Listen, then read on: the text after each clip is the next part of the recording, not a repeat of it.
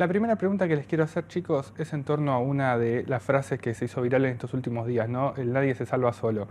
Y me pasaba cuando veía los capítulos que se realza un poco en la serie los valores como la solidaridad, ¿no? En el grupo de Juan Salvo. Lo que quiero preguntarles a ambos es, no me parece menor que una serie como El Eternauta se estrene en este momento político y social de Argentina. ¿A ustedes qué les pasa con eso?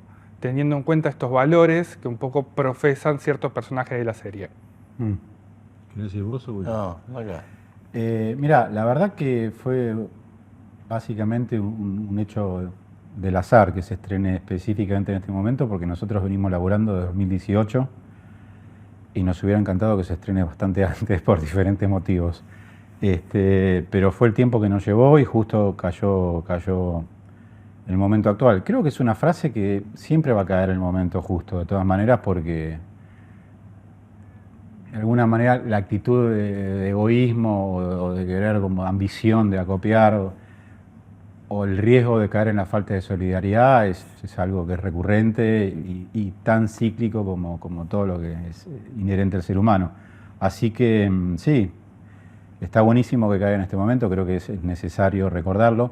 Por otro lado, yo personalmente creo que no deja de ser un eslogan, y que es casi una verdad de perogrullo, ¿no? O sea, veía que, por ejemplo, hay gente que se siente amenazada por ese eslogan y trata de ver entre líneas a ver qué significa eso, cuando la realidad es que el ser humano es un bicho social y que necesita de los otros y que el instinto es de acompañarnos.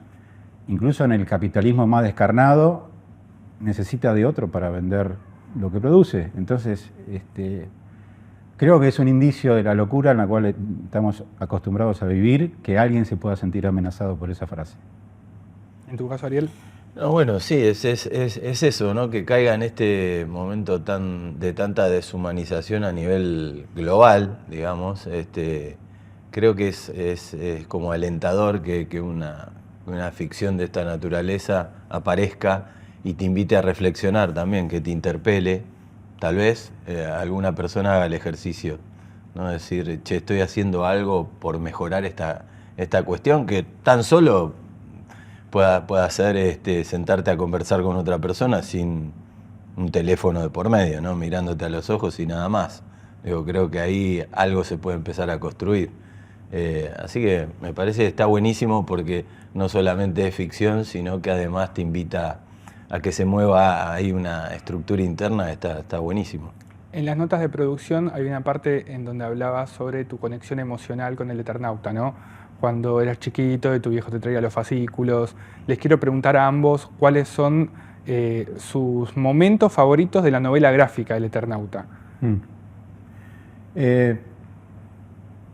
Pienso que a mí siempre me gustó mucho toda la primera parte, cómo se pone de manifiesto, bueno, desde que arranca la nevada. Te diría que antes, porque el momento del truco también siempre me pareció que había algo ahí que era muy propio y muy atípico dentro de la narrativa argentina, que era básicamente hacer eje sobre nosotros.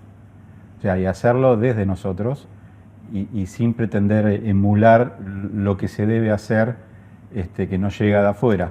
Entonces siempre fue algo que me pareció encantador. Y después toda la primera parte, cuando se pone manifiesto la nieve, hasta que ellos se involucran con los militares y el primer enfrentamiento con los cascarudos en Nacional Paz, para mí todo ese bloque es espectacular.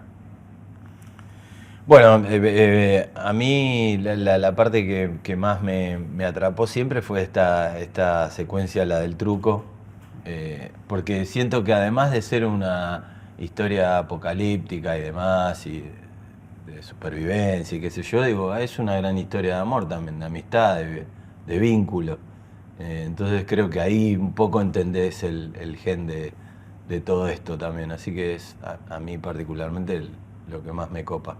Tu personaje, Ariel, tiene una particularidad que vos mismo lo definiste, ¿no? Es como son los ojos del espectador. ¿Un poco a qué te referías en esa cita? No, bueno, me refiero a que es un poco inquieto, ¿no? O sea, que como que está tratando de romper el equilibrio todo el tiempo, ¿no? Y digo, de una u otra forma me parece que está bueno que aporte un poco de desorden para que justamente no se establezca en la quietud del relato y además particularmente me encantó hacer ese personaje y agradezco también que Hay algo en el Eternauta, y es que todos arrancan siendo muy amigos y bastante, están todo el tiempo muy de acuerdo entre ellos, ¿no? Están muy establecidas y rígidas las posiciones en el grupo, y bueno, Favali siempre es el que se anticipa y el que sabe. Un poco la intención con el personaje de Ari fue poner en jaque esa estructura y tratar de traer a alguien de afuera como para que genere algo de ruido. Ahora, algo importante que pasa con el personaje a lo largo de la serie tiene que ver con esta cuestión de cierta desconfianza al inicio y cómo esta situación cataliza los vínculos humanos y finalmente los conduce a una nueva situación, en donde, bueno, termina muy integrado en el grupo y siendo uno más. Quiero cerrar con una pregunta. Uno de las, no sé cómo llamarlo, criaturas en el Eternauta son los manos. Son como los que están por abajo de los sellos. ¿Ya están pensando, sé que es muy pronto, todavía no se estrenó la segunda temporada, pero están pensando posibles actores, cómo les gustaría que se vean esas figuras, qué los seduce de esos seres?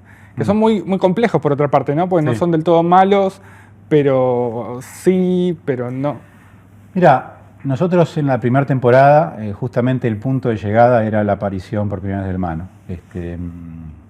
Así que tomamos la sabia decisión de sugerirlo, pero mostrarlo poco, precisamente para darnos el espacio. Además, que por una cuestión narrativa nos parecía que estaba bueno ir fragmentando un poco su aparición. También por una cuestión práctica de darnos el espacio de elaborar sobre eso y tratar de buscar ese punto híbrido entre lo humano y lo ajeno a humano, ¿no? A mí particularmente lo que siempre me interesó de los Manos es esta cuestión de que es un personaje medio operístico. Es como que siente mucho, pasa de ser muy malo a ser muy bueno y de golpe es un poeta y se conmueve mirando una tetera. O sea, es una mezcla de cosas un poco estrafalarias que, por supuesto, me imagino, todavía estamos recién empezando el desarrollo, que vamos a tener que modular y encontrar un punto, pero que sin duda es uno de los elementos característicos del Eternauta. Y su canto, ¿no? A mí particularmente sí. me gusta. No sé mucho. si querés. No, gracias. Cuando escribimos, Ari, cuando hablamos del Mano, él trata como de entrar en Medio sintonía. McPhantom soy. ¿La empiezan a rodar en los próximos meses?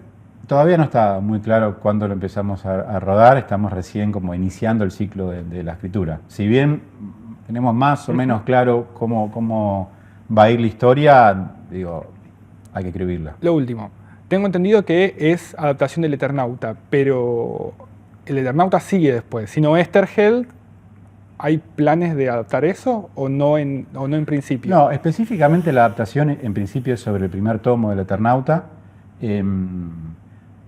Y puede ser que atmosféricamente estemos trayendo algunas cosas de la segunda parte y eventualmente, por ejemplo, hay una novela que escribió el mismo Westergerd novelizando el Eternauta, que más que nada nosotros leímos todo y puede ser que algo de eso se haya quedado ahí dando vueltas, pero no como una intención deliberada. Y después respecto a las continuidades, no, la verdad que no. La idea es tratar de enfocar en el primer tomo y hacerlo bien conclusivo.